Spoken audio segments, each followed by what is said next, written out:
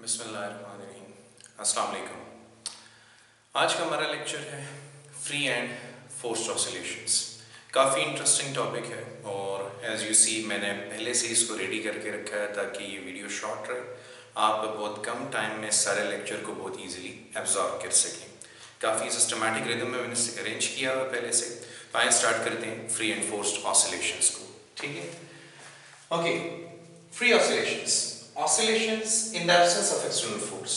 ऐसी ऑसिलेशंस जो किसी भी एक्सटर्नल फोर्स की गैर मौजूदगी में होंगी उन्हें हम फ्री ऑसिलेशंस कहेंगे। इन ऑसिलेशंस के लिए किसी भी एक्सटर्नल फोर्स, ना ही किसी अप्लाइड फोर्स की जरूरत होगी और ना ही किसी फ्रिक्शन फोर्स की जरूरत होगी, यानी तमाम एक्सटर्नल फोर्सेस का इफेक्ट यहाँ पर जीरो होगा, कोई एक्सटर्नल फोर्स नहीं होगी। तो only restoring force act on the system. यहाँ पे आपके पास restoring force will not be equal to zero, सिर्फ रिस्टोरिंग फोर्स यहाँ पे रहेगी, क्योंकि ऑसिलेशंस के लिए जरूरी है, आप जानते हैं, हमने देखा कि कंटिन्यूड ऑसिलेशंस के लिए रिस्टोरिंग फोर्स की मौजूदगी जरूरी है, सिस्टम में इनर्शिया भी होना चाहिए। अब जो एक्सटर्नल फोर्सेस हैं उनमें आपके पास अप्लाइड फोर्स भी हो सकती है और फोर्स ऑफ फ्रिक्शन भी हो सकती है। अगर ये दोनों ही जीरो हैं तो हमारी ऑसिलेशन फ्री ऑसिलेशंस है। ठीक है, ऐसे हालात में सिस्टम किस फ्रीक्वेंसी के साथ ऑसिलेट करेगा? तो ऐसे हालात में सिस्टम जिस फ्रीक्वेंसी से ऑसिलेट करेगा उस फ्रीक्वेंसी को हम सिस्टम की नेचुरल फ्रीक्वेंसी कहेंगे, यानी the frequency with which system oscillates in the absence of external forces is called natural frequency of the system. ऐसे हालात में जो एम्पलीट्यूड ऑफ द ऑसिलेशन है इट विल रिमेन कांस्टेंट और ऑसिलेटर की एनर्जी भी कांस्टेंट रहेगी, क्योंकि ऑसिलेटर की जो एनर्जी है हाफ के x not square amplitude of the oscillation पर भी डिपेंड करती है। तो जब एम्पलीट्यूड कांस्टेंट है, ये स्प्रिंग कांस्टेंट है, 1/2 ऑलरेडी कांस्टेंट है, the energy will remain constant. इसकी वेव फॉर्म को अगर आप देखें तो डिस्प्लेसमेंट वर्सेस टाइम ग्राफ देखें, कंटिन्यूड ऑसिलेशंस में जो एम्पलीट्यूड ऑफ ऑसिलेशन है वो हमेशा कांस्टेंट रहेगा। तो याद रखें कि ये ऑसिलेशन सिर्फ और सिर्फ आइडियल सिस्टम्स में एग्जिस्ट कर सकती हैं। रियल सिस्टम्स में ऐसा नहीं हो सकता कि उसके ऊपर कोई फोर्स ही एक्ट ना करे। आइसोलेटेड सिस्टम की जो ऑसिलेशंस हैं वो बिल्कुल ये वेव फॉर्म रखेंगी। अब हमारे पास जो दूसरी ऑसिलेशंस हैं they are forced oscillations. Forced oscillation में external force not equal to zero मौजूद होगी। ये एक्सटर्नल फोर्स डैम्पिंग फोर्सेस भी हो सकती हैं और पीरियोडिक एक्सटर्नल फोर्सेस भी हो सकती हैं। अगर ये डैम्पिंग फोर्सेस हैं तो डैम्प्ड ऑसिलेशन होगी, अगर ये पीरियोडिक फोर्स है तो फिर रेजोनेंस होगी, जो आपने लोअर क्लासेस में पढ़ी भी होगी। तो देखते हैं सबसे पहले डैम्प्ड ऑसिलेशंस को। The oscillations which occur under the influence of damping force are called damped oscillations. वो ऑसिलेशंस जो डैम्पिंग फोर्स के इन्फ्लुएंस में हो, तो देखिए यहाँ पे मैंने ब्रैकेट में लिखा हुआ है, अब एक्सटर्नल फोर्सेस जीरो नहीं है और एक्सटर्नल फोर्सेस जीरो नहीं है तो फिर वो कौन सी है? रिस्टोरिंग फोर्स तो मौजूद रहेगी सिस्टम में और साथ साथ डैम्पिंग फोर्स जैसे कि फोर्स ऑफ फ्रिक्शन है वो भी एक्ट कर रही है। अब इसका इंपैक्ट क्या होगा? Amplitude of oscillation will die out. वो प्रोसेस जिसमें amplitude of oscillation with respect to time decrease होगा उस प्रोसेस को हम क्या कहेंगे? डैम्पिंग कहेंगे। I repeat, the process in which amplitude of the oscillation decreases with respect to time is called damped oscillation and the process called damping. वो process जिसमें amplitude of oscillation जो है डिक्रीज होगा उसे हम डैम्पिंग कहेंगे और उस ऑसिलेशन को डैम्प्ड ऑसिलेशन कहा जाएगा। तो एम्पलीट्यूड कांस्टेंट नहीं रहेगा लेकिन ये वक्त के साथ डिक्रीज होगा। एनर्जी भी कांस्टेंट नहीं रहेगी, तो the energy will keep on decreasing with respect to time. Real systems में आपके पास मास स्प्रिंग सिस्टम को आप एक दफा एनर्जी डिलीवर करके छोड़ दें तो अल्टीमेटली ये रेस्ट पे आ जाएगा। सिंपल पेंडुलम को अपनी मीन पोजीशन से डिस्टर्ब करके छोड़ दें, अल्टीमेटली ये भी रेस्ट पे आ जाएगा। तो वेव फॉर्म आप देखिए आपके पास एम्पलीट्यूड इनिशियली बहुत लार्ज है और फिर वो डिक्रीज होना शुरू हो रहा है, यहाँ तक कि amplitude of oscillation dies out with respect to time. तो ऐसी ऑसिलेशंस को हम डैम्प्ड ऑसिलेशंस कहेंगे। ये जो डैम्पिंग है इसके फवाइद भी हैं, जैसे जो गाड़ी के शॉक एब्जॉर्बर्स होते हैं उनमें डैम्पिंग फोर्सेस का इस्तेमाल किया जाता है टू इंश्योर कंफर्टेबल राइड। अब आपके पास जो लोकल कार्स हैं जैसे हमारे पास मेहरान है, मेहरान VXR आल्टो, इनमें कोई शॉक एब्जॉर्बर है ही नहीं। ऑटो रिक्शा इनमें कोई शॉक एब्जॉर्बर्स नहीं है। तो यहाँ पर आप जब इस गाड़ी में बैठेंगे तो आपको रोड बम्प फील होंगे। जब गाड़ी या मोटर ये रिक्शा जो है ये एक रफ रोड से गुजरता है तो रिक्शे के साथ, गाड़ी के साथ आप भी ऑसिलेट करना शुरू कर देते हैं। तो अच्छी खासी आपकी बॉडी की तमाम हड्डियों की एक्सरसाइज भी हो जाएगी उसमें। अनकंफर्टेबल राइड है। लेकिन अगर आपके पास शॉक एब्जॉर्बर्स लगा दिए जो डैम्पिंग के प्रोसेस पे बेस्ड है, तो उसका नतीजा क्या होगा? जैसे जो एक्सपेंसिव कार्स हैं, लग्जरी कार्स हैं, इनमें अच्छी क्वालिटी के शॉक एब्जॉर्बर्स लगे होते हैं, तो जब ये रोड बम्प्स से गुजरते हैं, रफ सर्फेसेस से गुजरते हैं, तो अब वो रोड बम्प से गुजरते हुए गाड़ी को पीरियोडिक फोर्स अप्लाई होती है, जिसकी वजह से एम्पलीट्यूड ऑफ ऑसिलेशन मैक्सिमाइज हो सकता है। तो ये क्या करता है, अपनी लार्ज डैम्पिंग फोर्स की वजह से उस ऑसिलेशन को एब्जॉर्ब कर लेता है, एम्पलीट्यूड ऑफ ऑसिलेशन को कम रखता है, तो इतनी गाड़ी ऑसिलेट नहीं करती, फ्रेम गाड़ी का स्टैटिक रहता है, तो इट इंश्योर्स कंफर्टेबल राइड। तो आप बहुत स्मूथली उस गाड़ी में मूव कर सकते हैं, क्योंकि जो शॉक एब्जॉर्बर्स का स्प्रिंग होगा उसका स्प्रिंग कांस्टेंट काफ़ी ज़्यादा है। जब उसका स्प्रिंग कांस्टेंट काफ़ी ज़्यादा है तो उसको काफ़ी हैवी फोर्स चाहिए, लार्ज अमाउंट ऑफ फोर्स चाहिए, ताकि वो लार्ज एम्पलीट्यूड पे ऑसिलेट करे। अब जब गाड़ी उस रफ सरफेस से गुजर रही है और छोटी मोटी फोर्सेस अप्लाई हो रही हैं, तो वो तो इसके स्प्रिंग को ऑसिलेट करवाने की एबिलिटी नहीं रखती, इतनी एनर्जी नहीं डिलीवर कर पाती, तो वो गाड़ी बड़ी स्मूथली एक रफ रोड से भी पास हो जाती है। अच्छा, दूसरा हमारे पास जो है रेजोनेंस, ये भी फोर्स्ड ऑसिलेशन का एक स्पेशल केस है। तो oscillations which occur under the influence of external periodic force. अब यहाँ पे बड़ी इंपॉर्टेंट बात है, यहाँ पे external force see that was in the form of force of friction, damping force see, ये पीरियोडिक होना जरूरी नहीं है, लेकिन यहाँ पर जो एक्सटर्नल फोर्स है उसका पीरियोडिक होना बहुत जरूरी है। ऐसी ऑसिलेशंस जो एक्सटर्नल पीरियोडिक फोर्स की मौजूदगी में होंगी, उसकी वजह से रेजोनेंस होगी। अब इस सिस्टम में कितनी फोर्सेस मौजूद है? यहाँ पर रिस्टोरिंग फोर्स भी है, डैम्पिंग फोर्स भी है और एक्सटर्नल पीरियोडिक फोर्स भी है। तो देखिए, लेक्चर का फ्लो इन टॉपिक्स में बहुत बेहतरीन रहा है। जब आप यहाँ पे स्टडी करते हैं तो सिर्फ रिस्टोरिंग फोर्स होती है, कोई अप्लाइड फोर्स नहीं, कोई डैम्पिंग फोर्स नहीं। यहाँ पे आते हैं रिस्टोरिंग फोर्स भी है, डैम्पिंग फोर्स भी है। यहाँ पे आते हैं रिस्टोरिंग फोर्स भी है, डैम्पिंग फोर्स भी है और एक्सटर्नल पीरियोडिक फोर्स भी है जो कि आप अप्लाई कर रहे हैं।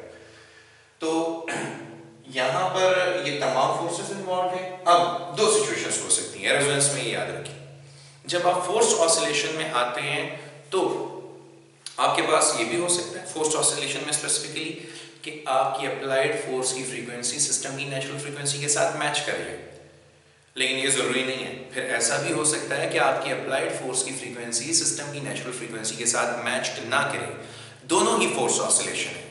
रिमेंबर, ये दोनों फोर्स ऑसिलेशन है, चाहे आपकी फोर्स की फ्रीक्वेंसी सिस्टम की नेचुरल फ्रीक्वेंसी के साथ मैच करे या आपकी अप्लाइड फोर्स की फ्रीक्वेंसी सिस्टम की नेचुरल फ्रीक्वेंसी के साथ मैच ना करे, दोनों फोर्स ऑसिलेशन है। लेकिन अगर मैच कर जाती है तो फिर ये फिनोमेना रेजोनेंस कहलाएगा। ये आपकी एक्सटर्नल पीरियोडिक फोर्स है Fp, और अगर frequency of the external periodic force is equal to integral multiple of the natural frequency of the system, system की किसी भी नेचुरल फ्रीक्वेंसी के इंटीग्रल मल्टीपल के बराबर हुई, यानी कि या तो ये 1f हुई या ये 2f हुई या ये 3f हुई, तो ये फिनोमेना रेजोनेंस कहलाएगा। तो देखिए, यहाँ पर मैंने फोर्स्ड ऑसिलेशन के लिए यही बात लिखी हुई है कि जब आप एक्सटर्नल फोर्स की फ्रीक्वेंसी लेंगे, ये एक्सटर्नल फोर्स की फ्रीक्वेंसी है F एक्सटर्नल, तो एक्सटर्नल फोर्स की फ्रीक्वेंसी अगर वो फोर्स पीरियोडिक है और सिस्टम की नेचुरल फ्रीक्वेंसी के साथ मैच कर रही है, तो ये फिनोमेना रेजोनेंस है। अब अगर ये फोर्स पीरियोडिक है लेकिन वो सिस्टम की नेचुरल फ्रीक्वेंसी के साथ मैच नहीं कर रहा, तो फिर रेजोनेंस नहीं होगी।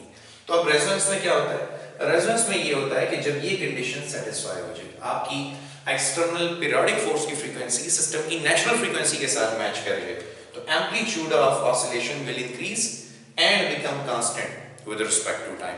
तो इनिशियली इंक्रीज होगा, जैसे कि आप वेव फॉर्म में देख रहे हैं। एग्जाम्पल लें, जैसे आपने अपने भाई को या बहन को या अपने कजिन को स्विंग पे बैठे हुए, झूले पे बैठे हुए पुश किया होगा, तो हर कंटिन्यूअस पीरियोडिक पुश में उसका एम्पलीट्यूड ऑफ ऑसिलेशन बढ़ता चला जाता है और ये मैक्सिमम हो जाता है और उसके बाद ये कांस्टेंट रहता है, क्योंकि देखिए आप फोर्स अप्लाई कर रहे हैं तो खास अमाउंट ऑफ एनर्जी डिलीवर कर रहे हैं। अब जब आपकी इस पीरियोडिक फोर्स की फ्रीक्वेंसी सिस्टम की नेचुरल फ्रीक्वेंसी के साथ मैच करेगी, तो उसका एम्पलीट्यूड ऑफ ऑसिलेशन बढ़ता जाएगा। जब ये एम्पलीट्यूड ऑफ ऑसिलेशन मैक्सिमम हो जाएगा, तो जो एनर्जी आप डिलीवर कर रहे हैं वो उसके मोशन को सस्टेन करने के लिए जारी रहेगी, उसके मोशन को कांस्टेंट एम्पलीट्यूड पर, उसकी ऑसिलेशंस को कांस्टेंट एम्पलीट्यूड पर कंटिन्यू करने में मदद देगी। तो आप देखें यहाँ पर इन तीनों की वेव फॉर्म का फर्क देखें, यहाँ पर एम्पलीट्यूड कांस्टेंट, यहाँ पे एम्पलीट्यूड डाई आउट हो रहा है और जीरो हो गया, यहाँ पे एम्पलीट्यूड जीरो से स्टार्ट हुआ, इंक्रीज होना शुरू हुआ, देन बिकम्स कांस्टेंट। तो ऐसे फिनोमेना को हम रेजोनेंस कहेंगे। तो आपने उसको खुद भी एक्सपीरियंस किया हुआ है स्ट्रिंग पे, और आप उसको इस एक्सपेरिमेंटल डेमोन्स्ट्रेशन के थ्रू भी एक्सप्लेन कर सकते हैं। फॉर एग्जांपल आपके पास ये एक फिक्स सपोर्ट है, ये एक स्ट्रिंग है, इसके साथ 3 पेंडुलम्स A, B, C जिनकी लेंथ्स डिफरेंट है अटैच किए गए हैं। ये एक टेस्ट पेंडुलम है T। ये टेस्ट पेंडुलम अगर आप इसकी लेंथ चाहें तो A, B या C के बराबर रख सकते हैं। तो अगर आप इस टेस्ट पेंडुलम की लेंथ T की लेंथ A के बराबर कर दें तो इन दोनों की फ्रीक्वेंसी सेम होगी, क्योंकि आप जानते हैं फ्रीक्वेंसी का जो एक्सप्रेशन है it is 1/2 pi square root G/L। तो फ्रीक्वेंसी जो है L पे डिपेंड करती है लेंथ ऑफ द पेंडुलम पर। अब क्योंकि इन दोनों की लेंथ बराबर है तो इन दोनों की फ्रीक्वेंसी भी बराबर होगी। तो हम क्या करेंगे, हम इस टेस्ट पेंडुलम को डिस्टर्ब करेंगे, इसको एनर्जी डिलीवर करेंगे, ये डिस्टर्ब होगा। इसकी disturbance in the form of waves इस स्ट्रिंग के थ्रू ट्रांसफर होते हुए इन तीनों को मिलेगी। लेकिन क्योंकि इसकी लेंथ और इसकी लेंथ बराबर है तो दोनों की फ्रीक्वेंसी सेम है, तो सिर्फ इसी का एम्पलीट्यूड ऑफ ऑसिलेशन मैक्सिमम होगा, इसका कम और इसका एम्पलीट्यूड ऑफ ऑसिलेशन सबसे कम होगा। क्योंकि जितना लेंथ्स करीब होंगी उतने एम्पलीट्यूड ऑफ ऑसिलेशन ज्यादा होंगे डिस्टर्ब होने वाले पेंडुलम्स के इस टी के मुकाबले में। तो ये एक्सपेरिमेंटल डेमोन्स्ट्रेशन है जिसे आप खुद भी घर पे परफॉर्म कर सकते हैं। अच्छा, रेजोनेंस में आप आते हैं तो एग्जांपल्स आपके पास सस्पेंशन ब्रिजेस, ये जो अक्सर पहाड़ी इलाकों में आपके पास नदी के ऊपर या दरियाओं के ऊपर रस्सी से बनी हुई ब्रिजेस इंस्टॉल हुई होती हैं। इन ब्रिजेस में जब फौजी मार्च करते हैं इनके ऊपर से, तो मार्च करते हुए इनको कहा जाता है कि अपने स्टेप्स ब्रेक कर दें। क्योंकि आप जानते हैं फौजी जब मार्च करते हैं तो उनके मार्चिंग स्टेप्स बराबर होते हैं, सब अपना फ्रंट फुट इकट्ठे आगे लाएंगे, सब बैक फुट भी इकट्ठे आगे लाएंगे। तो अब ये क्या कर रहे हैं, जब ये सस्पेंशन ब्रिज से गुजर रहे हैं तो मार्चिंग करते हुए अगर इनकी अप्लाइड फोर्स की फ्रीक्वेंसी इस ब्रिज की किसी भी नेचुरल फ्रीक्वेंसी ऑफ ऑसिलेशन के साथ मैच कर गई तो ब्रिज का एम्पलीट्यूड ऑफ ऑसिलेशन मैक्सिमम हो जाएगा और रस्सी टूट जाएगी and they will fall into the river. इसीलिए फौजियों को मार्च के दौरान ये एडवाइस किया जाता है, ब्रिज क्रॉस करते हुए ये एडवाइस किया जाता है कि वो मार्च ना करें, अपने स्टेप्स तोड़ दें, इर्रेगुलर स्टेप्स के साथ मूव करें ताकि ब्रिज के टूटने का खतरा ना रहे। इसी तरह shattering of crystal glass by a singer, तो ऐसा है कि एक सिंगर एक थिन क्रिस्टल ग्लास जिसकी थिकनेस बहुत कम हो उसको एक खास नोट से ब्रेक करने की एबिलिटी रख सकता है, लेकिन वो कंटिन्यूसली उसी तरह वो नोट इमिट करता रहे तो क्या होगा, वो जो ग्लास है उसके मॉलिक्यूल्स उनको एनर्जी डिलीवर हो रही है साउंड वेव्स के थ्रू।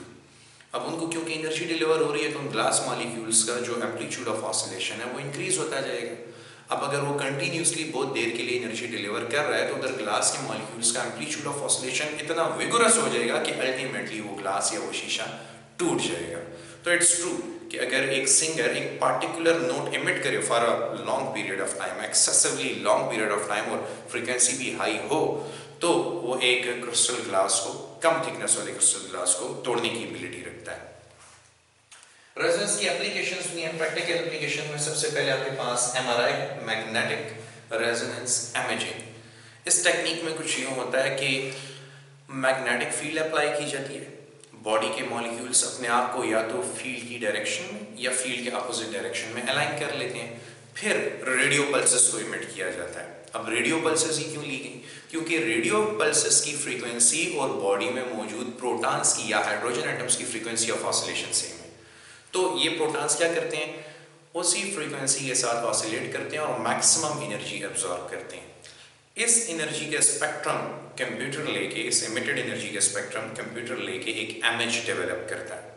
तो आपने देखा मैग्नेटिक वाले पोर्शन में आपने मैग्नेटिक फील्ड अप्लाई की और रेजोनेंस वाले पोर्शन में रेडियो पल्सेस की फ्रीक्वेंसी मैच कर गई हाइड्रोजन एटम्स की फ्रीक्वेंसी के साथ, जिसकी वजह से रेजोनेंस हुई, उन्होंने एनर्जी एब्जॉर्ब की और वो एक्साइटेड स्टेट में चले गए। अब वो फॉरएवर तो एक्साइटेड स्टेट में रह नहीं सकते, तो एनर्जी इमिट करेंगे। उस इमिटेड एनर्जी के स्पेक्ट्रम से कंप्यूटर क्या करता है, एक एनहांस्ड ग्राफ बनाता है जिसको हम इमेजिंग कहते हैं। तो इस तरह आप बॉडी के वेरियस प्रॉब्लम्स को डिटेक्ट कर सकते हैं इस एमआरआई की वजह से।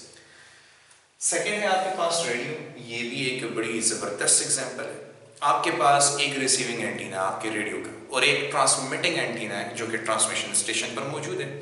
जब आप रेडियो की ट्यूनिंग करते हैं तो आप देखें अब आपके इर्द गिर्द तो बहुत से रेडियो सिग्नल्स मौजूद हैं जिनकी फ्रिक्वेंसीज भी डिफरेंट हैं। जैसे आपके पास डिफरेंट रेडियो चैनल्स हैं, आपने इनका नाम सुना होगा, आप सुनते भी होंगे 98 और 102, 106.2, 104, ये डिफरेंट रेडियो चैनल्स के नेम्स हैं, इस पर आप इनको ट्यून करते हैं, लेकिन कभी आपने यूनिट पे गौर नहीं किया होगा। जैसे 88.0 एक चैनल है, लेकिन 88.0 क्या? ये चैनल 88.0 मेगाहर्ट्ज, इसकी फ्रीक्वेंसी 88.0 मेगाहर्ट्ज है। तो इस चैनल की ट्रांसमिशन हासिल करने के लिए आपको क्या करना पड़ता है? अपने रेडियो सर्किट को 88.0 मेगाहर्ट्ज पर ट्यून करना पड़ता है। जब आपका रेडियो सर्किट 88.0 मेगाहर्ट्ज पर ट्यून हो जाता है तो फिर सराउंडिंग में तो तमाम सिग्नल्स मौजूद हैं, 106 के भी मौजूद हैं, 104 के भी मौजूद हैं, 102 के भी मौजूद हैं, 98 के भी मौजूद हैं। तो वो क्या करेगा? आपका जो रेडियो चैनल, आपका जो रेडियो है उसकी फ्रीक्वेंसी, उसके जो अंदर इलेक्ट्रॉनिक सिस्टम है उसकी फ्रीक्वेंसी तो 88.0 मेगाहर्ट्ज पर ट्यून हो गई है, तो उन तमाम अवेलेबल सिग्नल्स में से सिर्फ और सिर्फ 88.0 मेगाहर्ट्ज सिग्नल के साथ ऑसिलेट करेगा, मैक्सिमम एनर्जी एब्जॉर्प्शन होगी और आपको चैनल बिल्कुल क्लियर सुनाई देगा। ये चैनल में अक्सर शोर आ जाता है, क्लियर नहीं होता। उस क्लियर ना होने का मतलब ये है कि आपका चैनल इस वक्त ट्यून नहीं हुआ इनकमिंग वेव के साथ। ये इनकमिंग वेव की फ्रीक्वेंसी तो 88.0 मेगाहर्ट्ज है, लेकिन आपने जो सर्किट के इलेक्ट्रॉन को इजाज़त दी हुई है कि कितनी फ्रीक्वेंसी से ऑसिलेट करो, वो लेट से 88.1 है या 87.6 है। तो जब तक ये दोनों मैच नहीं करेंगे चैनल क्लियरली रिसीव नहीं होगा और आपको बिल्कुल क्लियर वॉइस नहीं सुनाई देगी। नेक्स्ट है आपके पास cooking of food in microwave oven.